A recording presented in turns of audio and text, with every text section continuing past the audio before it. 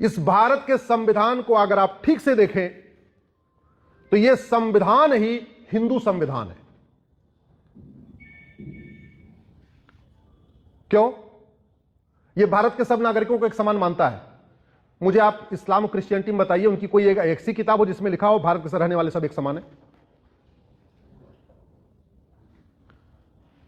Equality, Hindutva सिखाता है equality, Hindutva सिखाता है जस्टिस, हिंदुत्व देता है लिबर्टी ऑफ थॉट, हिंदुत्व देता है लिबर्टी ऑफ बिलीफ, हिंदुत्व देता है लिबर्टी ऑफ फेथ, हिंदुत्व देता है लिबर्टी ऑफ वर्शिप, हिंदुत्व कहता है नेशनल यूनिटी, हिंदुत्व कहता है नेशनल इंटीग्रेशन, हिंदुत्व देता है आपको स्वतंत्रता, हिंदुत्व देता है आपको संप्रभुता, हिंदुत्व आपको सोचने की आजादी देता है, बोलने की आजादी देता है, लिखने की आजादी देता है, तर्क करने की आजादी देता है। शास्त्रार्थ की परंपरा में तो कितने सालों पहले भारत में रही है। आप स्वतंत्र हैं, आप तर्क कर सकते हैं, हिंदू धर्म ग्रंथों पे कर सकते हैं, विदेशी पंथों के ग्रंथों पे आप तर्क कर सकते हैं क्या? जोर से बोलिए जरा। नहीं कर सकते।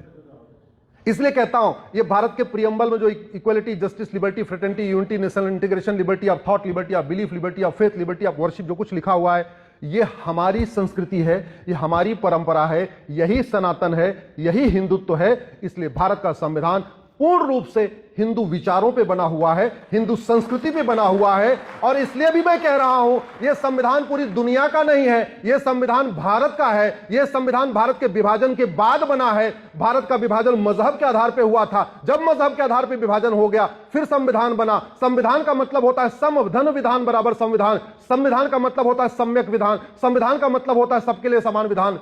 इसलिए भारत का संविधान पूरी तरीके से सनातन और हिंदुत्व के विचारों पे है। भारत का संविधान उन्हीं विचारों को आगे बढ़ाता है जो स्वामी विवेकानंद जी चाहते थे। भारत का संविधान उन्हीं विचारों को आगे बढ़ाता है जो वीर सावरकर जी चाहते थे, गुरु गोलवलकर जी चाहते थे।